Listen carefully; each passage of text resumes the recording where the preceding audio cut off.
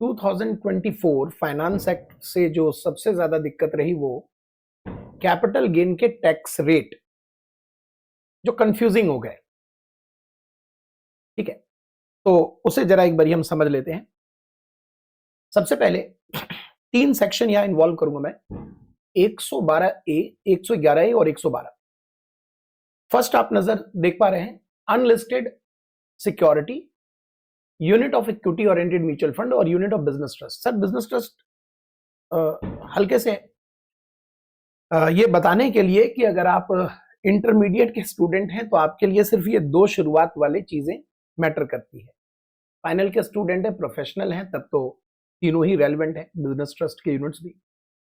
इन पर जो long term capital gain है वो 112A में शामिल था, अभी भी है, और जो शॉर्ट टर्म कैपिटल गेन है वो 111A में शामिल था। यानी listed equity, equity oriented mutual fund के यूनिट्स और बिजनेस ट्रस्ट के यूनिट्स, ये 112A और 111A में शामिल होते हैं लॉन्ग टर्म शॉर्ट टर्म के लिए। हालांकि इसकी एप्लीकेबिलिटी के लिए ये कंडीशन भी लिखा हुआ है कि आपको सिक्योरिटीज ट्रांजैक्शन टैक्स पे करना पड़ता है, बट वो प्रैक्टिकल लाइफ में हम देखें तो ऑब्वियस है, ऑटोमेटिक एसटीटी एप्लीकेबल हो ही जाता है। और एक माफी भी है कि अगर आप रिकॉग्नाइज स्टॉक एक्सचेंज, अगर जैसे गिफ्ट निफ्टी है, तो रिकॉग्नाइज स्टॉक एक्सचेंज अगर आईएफएससी में कवर्ड है तो वहां पर वो एसटीटी एप्लीकेबल ही नहीं होता। खैर, हमारे एग्जाम के लिए ये चीज मैटर करता है। पहले तो ये समझिए, equity oriented mutual fund, listed equity और बिजनेस ट्रस्ट के यूनिट्स, इनको अगर बेचने पर शॉर्ट टर्म आया तो 111A, लॉन्ग टर्म आया तो 112A एप्लीकेबल है।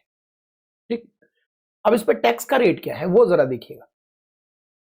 टैक्स का रेट 2024 बजट से पहले, फाइनेंस एक्ट पास होने से 2024 से पहले 12.5%, भाई उससे पहले 10% हुआ करता था और 1 लाख की छूट होती थी।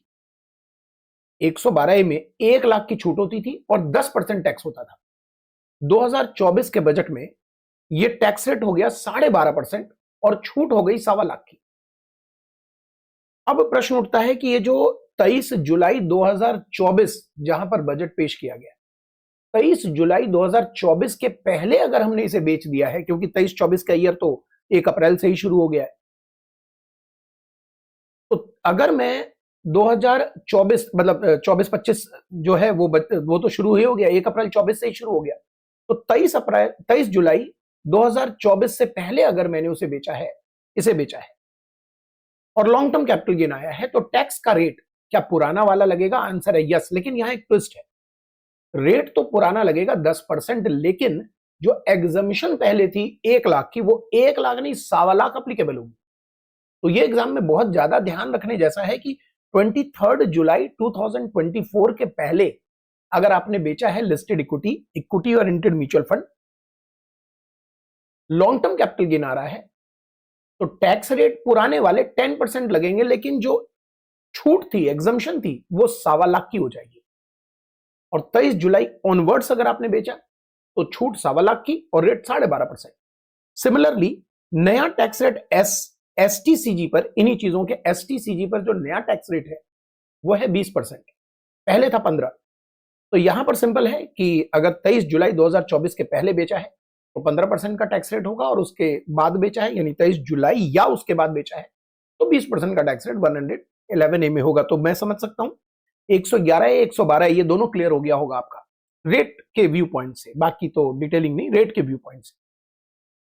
इक्विटी ओरिएंटेड म्यूचुअल फंड किसे कहते हैं, ये सब बातें यहां मेंशन की गई है। अब जरा यहां देखिए अगली चीज,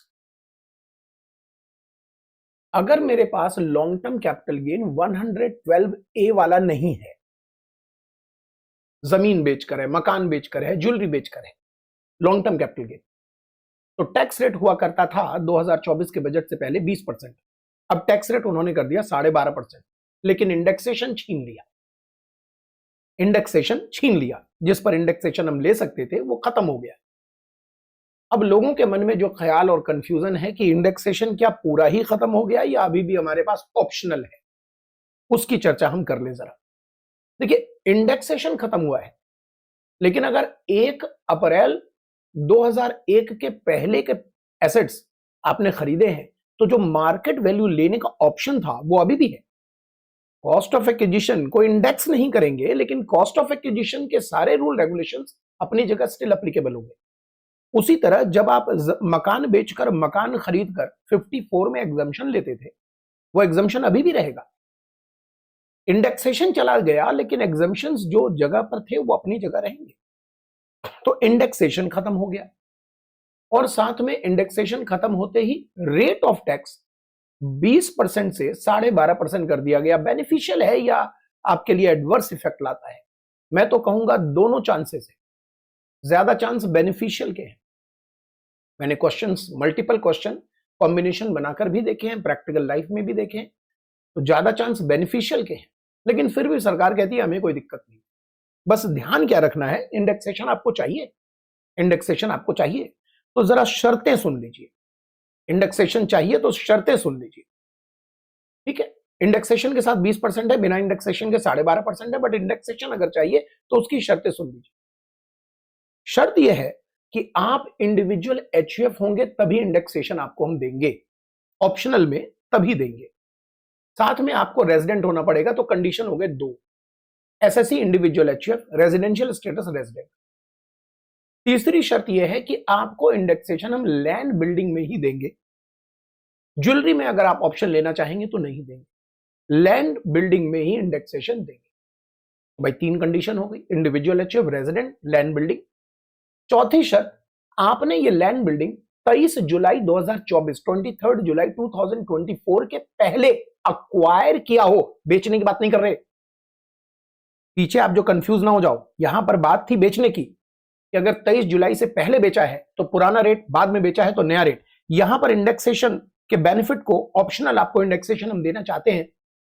उसमें अभी तक हमने 4 शर्तें देखी, इंडिविजुअल एचयूएफ होना चाहिए, रेजिडेंट होना चाहिए, लॉन्ग टर्म कैपिटल गेन होना चाहिए, ये भी एक शर्त है। भाई ये क्या शर्त है? तो लॉन्ग टर्म पे इंडेक्सेशन देंगे ना। इंडिविजुअल एचयूएफ होना चाहिए, रेजिडेंट होना चाहिए, लैंड बिल्डिंग में ही हम इंडेक्सेशन का ऑप्शन आपको दे सकते हैं, और लैंड बिल्डिंग अक्वायर किया हो 23 जुलाई 2024 के पहले। बेचा कब हो सर? अरे बेचा आज हो, कल हो, परसों हो, कभी भी बेचा हो। जैसे मेरा ये कहना है कि जो ऊपर आपने टैक्स रेट देखा, ये जो ऊपर टैक्स रेट देखा, ये 24-25 फाइनेंशियल ईयर के लिए तो तकलीफ है, क्योंकि 24-25 के बीच में फंसा है ये डेट, 23 जुलाई कम वक्त। पहले बेचा तो ये मुसीबत, बाद बेचा तो ये मुसीबत। 24-25 का जो असेसमेंट ईयर 25-26 आने वाला है, उसमें लोगों को आईटीआर के समय काफी मुशक्कत करनी पड़ेगी, क्योंकि उनको क्या मालूम कि क्या टैक्स रेट होने वाला था। उन्होंने तो शेयर्स बेच दिए, और बेच दिए तो अब पुराने लगेंगे, नए लगेंगे। Is there any option? No, यहां कोई ऑप्शन नहीं है। यहां पर नियम फिक्स कर दिया है भैया, 23 जुलाई के पहले बेचा तो ये रेट है, 23 जुलाई ऑनवर्ड्स बेचा तो ये रेट है। लेकिन अब हम जब यहां की बात कर रहे हैं, तो यहां जरा समस्या को समझिएगा। अगर आप जमीन, मकान, ज्वेलरी की बात करें, जिसका टैक्स रेट 20% होता था लॉन्ग टर्म में, वहां हमें 2 बातें समझनी पड़ेंगी। 23 जुलाई 2024 के पहले अगर आपने बेचा है, तो फिर क्या कहीं ऑप्शन वगैरह नहीं है आपके पास? पुराने नियम लगेंगे, इंडेक्सेशन होगा, टैक्स का रेट 20% है। लैंड, बिल्डिंग, ज्वेलरी, जिस पर भी इंडेक्सेशन आप लेते थे, जिस पर भी 20% टैक्स मिलता था, जिस पर भी 20% टैक्स अप्लीकेबल होता था 112 सेक्शन में, अगर 23 जुलाई 2024 के पहले आपने बेचा है इसे, तो इंडेक्सेशन भी लोगे, 20% टैक्स भी आएगा, और इसका कोई इफ बट नहीं है, कोई ऑप्शन नहीं है। 23 जुलाई 2024 ऑनवर्ड जब आप इसे बेचोगे, तब हम आपको ऑप्शन दे रहे हैं। और ऑप्शन के लिए पहली चीज, आप इंडिविजुअल एचएफ होने चाहिए, दूसरी चीज रेजिडेंट होने चाहिए, तीसरी चीज लैंड बिल्डिंग में ही ऑप्शन देंगे, चौथी चीज ये अक्वायर किया हो 23 जुलाई 2024 से पहले। ये अक्वायर करने की बात कर रहा हूं। इन शर्तों को पूरा कर लो तो हम आपसे कहते हैं इंडेक्सेशन के साथ 20% टैक्स दे दो, बिना इंडेक्सेशन के 12.5% टैक्स दे दो, जो भी आपको मौज हो वो कर लो। लेकिन ऐसा मत समझिएगा कि कैपिटल गेन का पूरा चैप्टर ही उतल फुतल हो गया, ऐसा कुछ नहीं है। कैपिटल गेन का पूरा चैप्टर अपनी जगह स्थिर है, कोई उथल पुथल नहीं हुआ। 2001 के पहले का अगर एसेट है तो मार्केट वैल्यू के जो ऑप्शन थे वो रहेंगे।